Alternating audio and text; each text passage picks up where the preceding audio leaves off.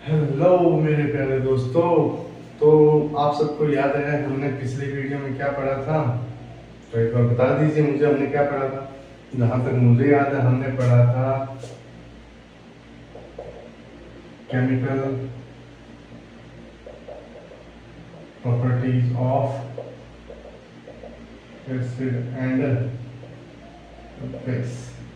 हाँ जी दोस्तों, यार आपके लिए खर्चा करते हैं, नया मार्केट लेके आए हैं, तो आप भी थोड़ा प्यार और सपोर्ट दिखाइए। तो देखिए, कल हमने पढ़ा था chemical properties of acid and base. इसमें मैंने आपको 4 टाइप बताए थे। देखिए होगा क्या, पहला था हमने क्या किया था, एसिड या बेस रिएक्ट करेगा किसके साथ, प्लस मेटल के साथ। ये बात हमने पहले गौर की थी। सेकेंड हमने पढ़ा था acid react with metal carbonate, किसके साथ, मेटल कार्बोनेट या हाइड्रोजन कार्बोनेट। उम्मीद करता हूँ आपको ये बात दोनों याद होंगी। जो तीसरा हमने पढ़ा था वो था एसिड प्लस एसिड के साथ नॉन मेटेलिक ऑक्साइड। तीसरा हमने पढ़ा था एसिड का रिएक्शन किसके साथ, नॉन मेटेलिक ऑक्साइड के साथ। तो आप लोगों को इतनी बातें याद होगी। अब हमने एक जो टॉपिक और पढ़ा था वो क्या था, कौन बता सकता है अगर किसी को याद हो तो?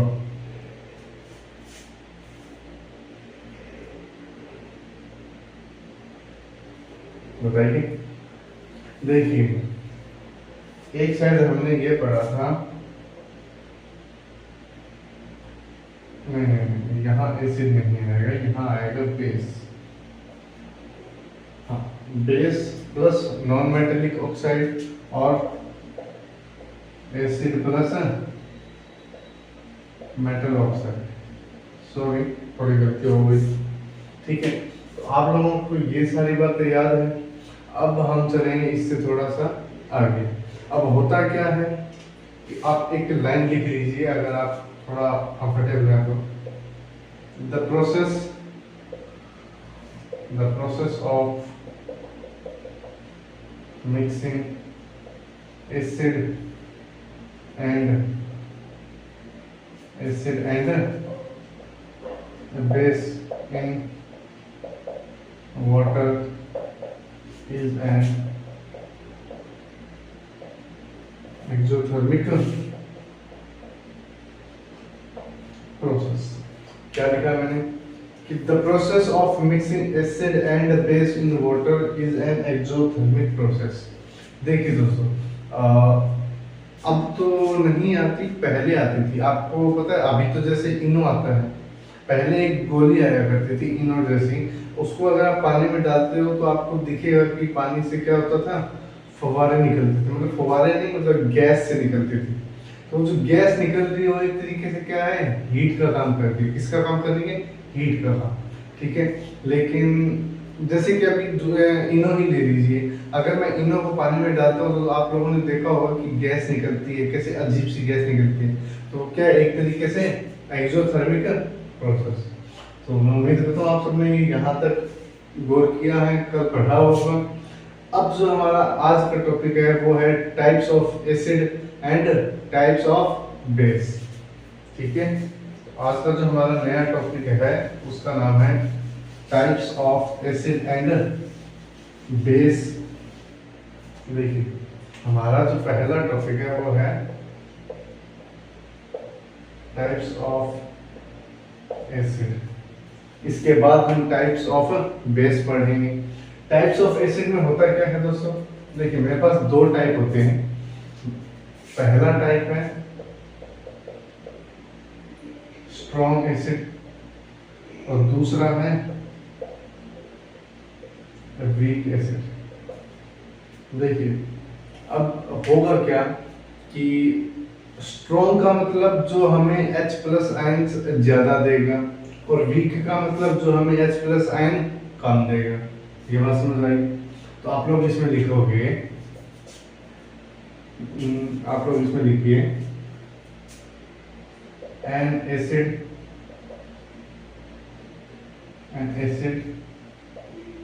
when completely ionized in an acid when completely ionized in water, it gives more amount of hydrogen ions. क्या लिखा हमने कि वो एसिड जब कंप्लीटली आयनाइज हो जाएंगे पानी के अंदर, जब पानी के अंदर एसिड कंप्लीटली आयनाइज हो जाता है तो वो हमें क्या देता है, more amount of hydrogen ions. दूसरी तरफ वीक एसिड व्हेन एसिड, अब एक बात बताइए, अगर मैं स्ट्रॉन्ग एसिड ले रहा हूं तो क्या वो पानी के अंदर कंप्लीट आयनाइज्ड होगा? हाँ या ना, मतलब आयंस का उसका ब्रेकडाउन होगा कंप्लीटली। लेकिन अगर मैं वीक एसिड ले रहा हूं तो क्या इसका जो आयनाइजेशन है वो कंप्लीट होगा या पार्शियल होगा? पार्शियल का मतलब होता है थोड़ा। When acid is partially ionized in water. When acid is partially ionized in water, it gives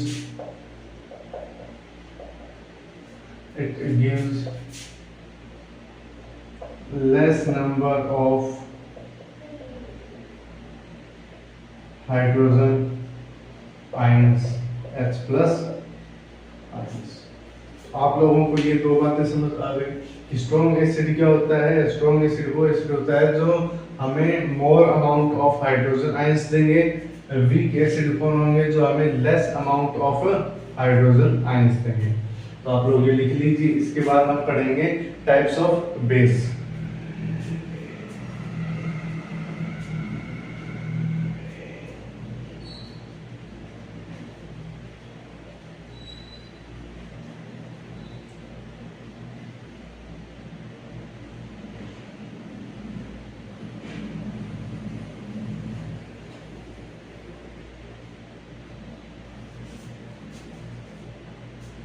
ठीक है, आप लोगों ने लिख लिया। अब हम चलते हैं हमारे अगले टॉपिक पे जिसका नाम है types of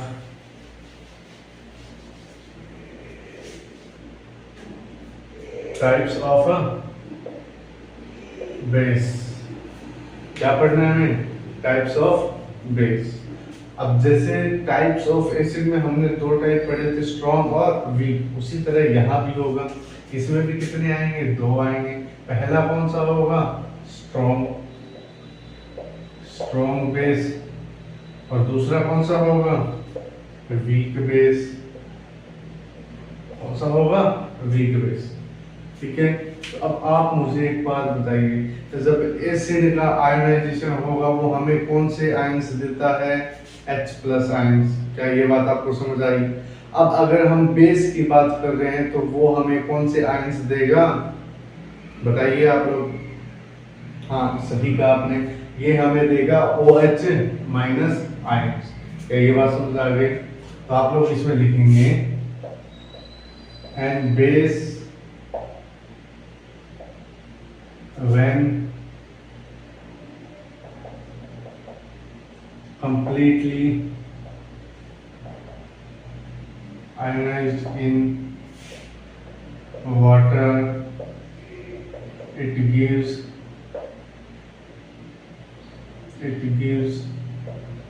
more amount of hydroxyl ions. Bracket में क्या लिखोगे? OH minus. क्या ये आप लोगों को समझ आया कि जब स्ट्रॉन्ग बेस क्या होता है कि जब उसको पानी के अंदर आयनाइज करवाया जाएगा वो हमें क्या देगा, more amount of OH minus ions. क्या ये बात आपको समझ आ गई? अब इसमें हम लिखेंगे and base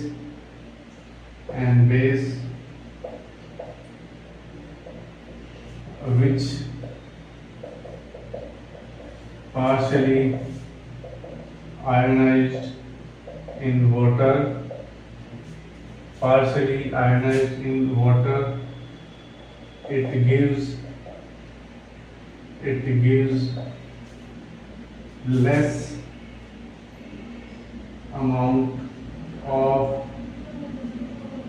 hydroxyl ions OH minus. तो अब हुआ क्या इसमें कि स्ट्रॉन्ग बेस वो होते हैं जो हमें ज्यादा amount of OH minus provide करें, और वीक बेस कौन से हैं जो हमें कम number of OH minus provide करें। तो आपको ये बातें समझ आई हैं, आप ये लिख लीजिए, फिर हम आगे चलेंगे।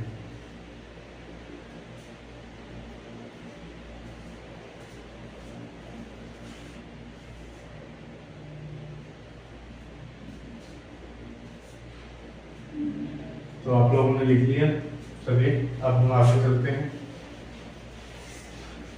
अब जो हमें पढ़ना है वो थोड़ा सा देखिए इंटरेस्टिंग भी है अगर आप उसे ढंग से पढ़ते हो तो, और बोरिंग भी है अगर आप उसे ढंग से ना पढ़ो तो। अभी हमें पढ़नी है जो हमारा टॉपिक है उसका नाम है स्ट्रेंथ। क्या पढ़ना है हमें? स्ट्रेंथ। तो हमें जो पढ़ना है वो है स्ट्रेंथ। अब स्ट्रेंथ होती क्या है? देखिए हमारे पास एसिड बेस सॉल्ट, हमारे पास ये तीन ही चीज है। क्या क्या है हमारे पास? एसिड बेस और बीच में कहीं पे सॉल्ट। सॉल्ट मैंने बीच में इसलिए लिखा है मेरे प्यारे दोस्तों, देखिए होगा क्या, एसिड एक तरफ आ जाएगा, बेस दूसरी तरफ चला जाएगा। लेकिन आप लोगों को पता होगा मैंने कहा था कि जब एसिड और बेस आपस में रिएक्ट करते हैं तब सॉल्ट बनता है, और जब ये सॉल्ट बना है तो ये कैसा बना है? सॉल्ट बनता है वो न्यूट्रल होता है, ना तो उसमें एसिड के गुण मिलते हैं और ना ही उसमें बेस के गुण मिलते हैं। तो क्या ये बात समझ आई? अब स्ट्रेंथ हमें ऐसे पढ़नी है कि मेरे पास एक टेबल है, इसमें 1 से लेके 7 तक कुछ संख्याएं हैं। 1 से कितनी? 7 तक। संख्याएं क्या है? 2 7 यहाँ लिखिए, 7 यहाँ पे आया, फिर और ये जो मेरे पास लास्ट है वो कितना है? 14। तो अब देखिए होगा क्या कि 1 से 6 के बीच में जितनी भी आइटम्स आते हैं उन्हें कहते हैं एसिड। क्या कहते हैं? एसिड। क्या आप लोग मेरी बात समझ पा रहे हो मैं क्या कहना चाहता हूँ? 1 से 6 के बीच में जितनी संख्याएं या जो भी एलिमेंट आएंगे उन्हें क्या कहेंगे? एसिड। जैसे अगर HCl की बात करूं, HCl क्या है? एक एसिड। तो उसका जो pH वैल्यू ये होता है pH स्केल, इसे कहते हैं pH स्केल। तो जो HCl है उसका pH स्केल अगर मैं पूछना चाहूँ तो ये क्या है? एक एसिड। तो इसकी जो वैल्यू, इसका जो वैल्यू आएगी वो 1 से 7 के बीच में आएगी। क्या ये बात आपको समझ आ गई? अब बात करते हैं बेस की। बेस, अब बेस क्या होते हैं? बेस होते हैं 8 से लेके 14 तक। 8 से लेके 14 तक जितने भी एलिमेंट या जितने भी सॉल्यूशन आएंगे वो सारे कैसे होंगे? बेसिक नेचर के। क्या ये बात आपको समझ आ गई होगी? अगर आपको समझ आई है तो आप ऊपर लाइक शेयर सब्सक्राइब वो वाला बटन कर दीजिए।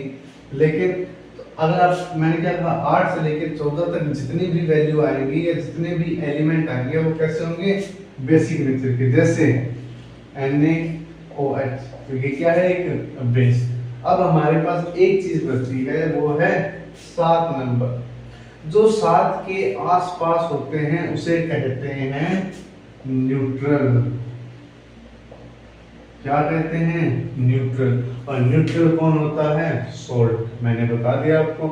तो अब आप लोग समझ रहे होंगे कि अगर आपसे पूछा जाए कि किसी एलिमेंट का पीएच वैल्यू 7 से कम है तो वो कैसा होगा, एसिडिक। तो आप लिखेंगे यहाँ पे पीएच वैल्यू लेस देन 7। अगर किसी की पीएच वैल्यू 7 से कम है तो वो कैसा होगा, एसिडिक। ये बात समझ आ गई। दूसरा पॉइंट, अगर pH value is more than 7, अगर pH वैल्यू 7 से ज्यादा तो वो कैसा, बेसिक नेचर का, कैसा, बेसिक नेचर का। और क्या करना, और अगर इन दोनों के बीच में जैसे 7 है, इधर भी 7 है, तो जो 7 के आसपास आएंगे उन्हें क्या कहेंगे, उन्हें कहते हैं न्यूट्रल, न्यूट्रल या सॉल्ट। तो आपको जो स्ट्रेंथ मैं समझाना चाहता हूँ, क्या आपको ये बात समझ आ गई है? देखिए, आपको इतना कुछ नहीं लिखना है, आप अगर ये भी लिखते हो तो भी आपके लिए सफिशिएंट है। अगर आप ये टेबल बना लेते हो कि 7 से कम वाले एसिडिक, 7 से ज्यादा वाले बेसिक और बीच वाला न्यूट्रल, तो भी चल जाएगा। ठीक है, तो आप लोग ये बना लीजिए टेबल।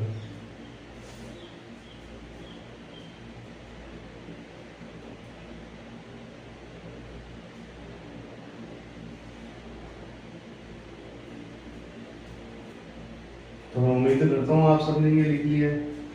ठीक है, चलिए अब हम आगे चलते हैं।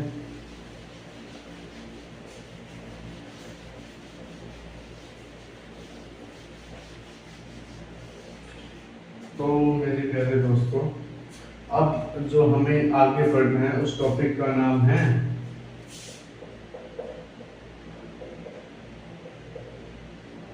इंडिकेटर। इंडिकेटर क्या होता है? आप बाइक चलाते हो, तो जैसे मान लो आपको लेफ्ट में जाना है, तो आप क्या करते हो, इंडिकेटर दबाते हो। इंडिकेटर किसका काम करेगा? जो हमें ये दिखाएगा कि जैसे बाइक है, तो बाइक में अगर हमें लेफ्ट मोड़ना है तो हम इंडिकेटर कौन सा जलाते हैं, लेफ्ट का। और अगर हमें राइट जाना है तो हम इंडिकेटर कौन सा जलाते हैं, राइट। ये बात आपको समझ आई। इंडिकेटर का मतलब है हमें ये बताएगा कि ये चीज क्या है। ठीक है, इसका काम होता है इंडिकेट करना। तो इसमें आप लिखेंगे those chemical substance, those chemical substance which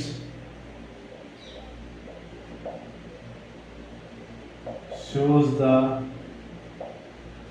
nature of those chemical substance which shows the nature of a chemical. Those chemical substance which shows the nature of chemical। क्या ये बात आप लोगों को समझ आ गई? तो देखिए, इसमें हमारे पास बहुत सारे एग्जाम्पल हैं। ठीक है, एग्जाम्पल की एक टेबल है, मैं आपको टेबल भी बना कर दूंगा, आप टेबल नोट कर लेना। लेकिन उसका सबसे बेस्ट एग्जाम्पल अगर किसी को नहीं याद है तो मैं बता देता हूँ। इसका सबसे बेस्ट एग्जाम्पल है लिटमस पेपर। ये लिटमस पेपर हमने पहले भी पढ़ा था। मैंने बताया था एसिड नीला, एसिड ब्लू को रेड में चेंज करता है। क्या ये बात आपको याद है? और बेस क्या करता है? बेस रेड को ब्लू में चेंज करता है। तो ये जो चेंज होता है वो लिटमस पेपर यही है, इसी की बात चल रही थी। अब ये क्या करता है लिटमस पेपर? ये हमें बताता है कि कौन एसिडिक है और कौन बेसिक है। तो क्या आपको ये बात समझ आ गई? ठीक है, अब मैं आप लोगों के लिए एक टेबल बना रहा हूं, तो आप वो टेबल नोट कर लीजिएगा। ठीक है, तो दोस्तों ये देखिए, मैंने आप लोगों के लिए टेबल बना दी है, तो आप लोग इसे नोट कर लीजिए, फिर मैं आपको इसके बारे में बताता हूँ। ठीक है,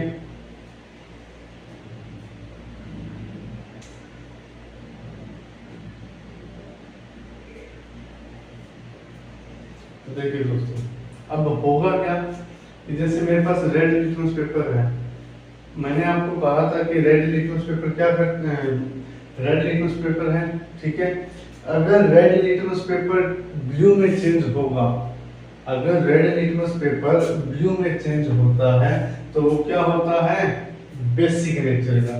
कैसा, बेसिक नेचर का। और अगर वो ब्लू से रेड में चेंज होगा तो एसिडिक नेचर। ये बात आपको समझ आ गई।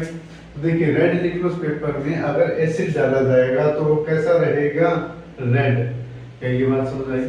एसिड कैसा रहेगा, रेड। क्यों? क्योंकि अगर ब्लू कलर का होगा तब तो वो चेंज होके किस में आ जाएगा, ब्लू कलर का चेंज होके रेड में आ जाएगा। क्योंकि देखिए नीला, तो ये जो ब्लू कलर है वो किस में चेंज होगा, रेड में। लेकिन अगर क्या होगा, रेड लिटमस पेपर है, एसिड नेचर, अगर एसिड डाला जाएगा रेड लिटमस पेपर पे तो वो कैसा रहेगा, रेड ही। क्यों? क्योंकि अगर पेपर ही रेड है डायरेक्ट आना आंसर हमारा क्या रहेगा, रेड। ये बात समझ आ गई। ब्लू लिटमस पेपर है, अगर ब्लू लिटमस पेपर है तो क्या होगा, एसिडिक नेचर डालेंगे तो किस में चेंज हो जाएगा, रेड कलर में। और बेसिक नेचर डालेंगे तो कैसा रहेगा, अब ब्लू रिमेन्स अपना जो कलर है वो मेंटेन रखेगा। टर्मरिक क्या होती है, पैकेट में लिखता हूं मैं, हल्दी। हम जो अपने घरों में रखते हैं हल्दी, उसे कहते हैं टर्मरिक। तो अगर उसमें एसिड डाला जाएगा तो उसमें कोई चेंज नहीं आएगा। अगर एसिड डाला तो उसमें कोई चेंज नहीं आएगा, लेकिन अगर उसमें बेस डाला तो उसका कलर कैसा, रेड कलर का हो जाएगा। क्या ये बात समझ आ गई? अब एक लिक्विड है जिसका नाम है फिनाप्थलीन।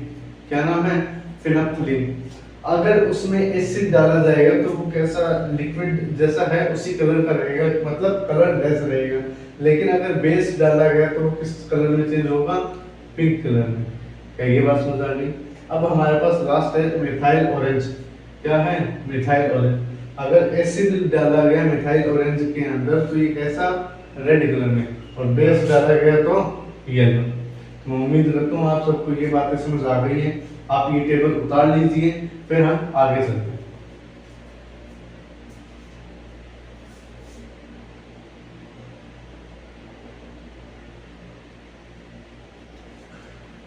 तो उम्मीद करता हूँ आप सबने ये उतार लिए हैं।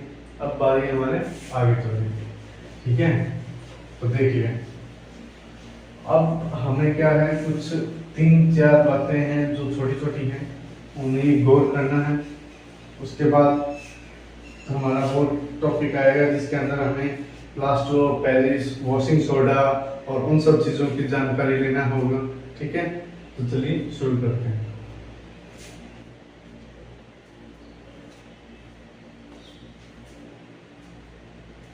तो दोस्तों अब तक हमारा जितना टॉपिक हो चुका है, अब कुछ एक छोटी छोटी बातें हैं वो जाननी जरूरी है। जैसे ऑल्फैक्टरी इंडिकेटर्स। ऑल्फैक्टरी इंडिकेटर्स का मतलब होता है स्मेल। क्या होता है, स्मेल। देखिए दो सब्सटेंस हुज ऑर्डर का मतलब क्या लिखा मैंने, स्मेल। दो substance whose order change in acidic और basic medium are called olfactory indicators. क्या कहा, जैसे वनीला आइसक्रीम आती है, अनियन क्लोव जो हमारे क्या कहते हैं, प्याज पे छिलके होते हैं, अगर उसमें एसिडिक या बेसिक नेचर डाला जाएगा या एसिड या कोई बेस हम डालेंगे तो उसका स्मेल थोड़ी अलग हो जाएगी। कैसी होगी, थोड़ी गंदी टाइप की स्मेल आएगी। समझ में क्या कह रहा हूं? तो देखिए दो substance whose smell change in acidic और basic medium are called olfactory indicators. अगला हमारा टॉपिक है universal indicator. Universal indicator those substance which not only detect the nature of other chemical। देखिए इसमें क्या होता है कि ये सिर्फ नेचर को नहीं डिटेक्ट करता बल्कि साथ के साथ but also determine there acidic and basic strength. ये हमें ये भी बताते हैं कि उनकी स्ट्रेंथ क्या है, मतलब ये कितना ज्यादा एसिडिक है, ये कितना ज्यादा बेसिक है। एग्जांपल जैसे पीएच पेपर। पीएच पेपर मैंने आपको पीछे बना के बताया था। देखिए पीएच पेपर कैसा, ये एक टेबल, यहाँ पे 7 से कम वाले सारे एसिडिक और 7 से ज्यादा वाले सारे बेसिक, और जो 7 पे होते हैं वो न्यूट्रल। तो क्या ये बात आपको समझ आ गई? ठीक है। अब एक इंटरेस्टिंग फैक्ट है, ये आप लोगों को भी पता होता है, मुझे पता है। देखिए, rain water is slightly acidic in nature. हमें मेन तो इतना ही ध्यान रखना है कि जो रेन वाटर होता है वो स्लाइटली एसिडिक होता है। कैसा होता है? Slightly acidic. चाहो तो आप इसका एक्सपेरिमेंट कर सकते हो। जो रेन वाटर आप इकट्ठा करो, उसके अंदर आप क्या कहते हैं, तार वगैरह डाल के जला के देखना, तो बल्ब क्या होगा? जल जाएगा। क्या ये बात समझ आ गई? ठीक है। Slightly acidic in nature as in the acid dissolve in the rain water to form carbonic acid. तो जो रेन वाटर बना है वो किसके कारण बना है? कार्बोनिक एसिड के कारण। तो आपको ये बातें समझ आ गई होगी। ठीक है, तो आप लोग ये लिखिए, फिर हम आगे चलेंगे।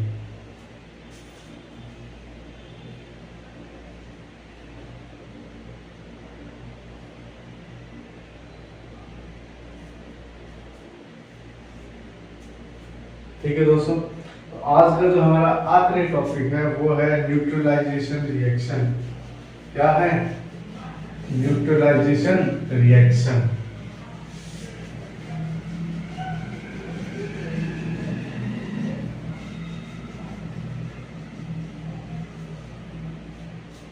तो दोस्तों, आज का जो हमारा आखिरी टॉपिक है उसका नाम क्या है?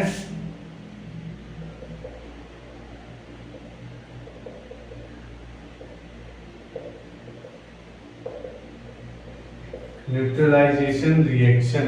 तो इसमें होगा क्या? एसिड होगा, बेस होगा, दोनों की रिएक्शन होगी, आपस में क्या हो गए? न्यूट्रलाइज। और क्या दे देंगे साथ में हमको? Salt plus water. क्या ये बात आपको समझ आई? देखिए, अब होगा क्या? एसिड प्लस बेस दोनों क्या हो गए? न्यूट्रलाइज। क्या दिया हमको? Salt plus water. क्या ये बात समझ आ गई? उम्मीद करता हूँ आपको ये बात समझ आएगी। अब देखिए, हमारे पास होगा क्या? दो तरीके हो सकते हैं। एक होगा एसिड, जो सॉल्ट बनेगा, ये सॉल्ट है, तीन टाइप के बन सकते हैं सॉल्ट, आया ना? देखिए, सॉल्ट बनेगा वो तीन टाइप का बनेगा। कौन से? पहला होगा न्यूट्रल सॉल्ट। कौन सा? Neutral salt. दूसरा होगा एसिडिक सॉल्ट। और तीसरा बेसिक सॉल्ट। अब होता क्या है? देखिए, न्यूट्रल तो सिंपल है, यही बात होगी न्यूट्रल वाले में। तो कौन सी बात होगी? एसिड रिएक्ट करेगा किसके साथ? बेस के साथ, और क्या बना देगा? Salt plus water. ये कैसा है? एक न्यूट्रल सॉल्ट है। अब रही बात एसिडिक और बेसिक नेचर की, तो होगा क्या कि मेरे पास जैसे एसिड है प्लस बेस है, ये क्या बना रहे हैं? Salt plus water. क्या ये बात आपको समझ आ रही? अब है क्या, हमें ये देखना है कि एसिडिक नेचर की जो क्या कहते हैं स्ट्रेंथ है वो ज्यादा है, तो हमारा जो एसिड होगा वो कैसा होगा? स्ट्रॉन्ग एसिड होगा। कैसा एसिड होगा? स्ट्रॉन्ग। अब वीक जो बेस है ये कैसा है? बेस की क्वालिटी कम है। बेस की क्वालिटी कम होने के कारण जो बेस होगा वो कैसा होगा? Weak base. अब मुझे एक बात बताइए कि जब स्ट्रॉन्ग एसिड है, वीक बेस है, सॉल्ट जो आएगा वो कैसा आएगा?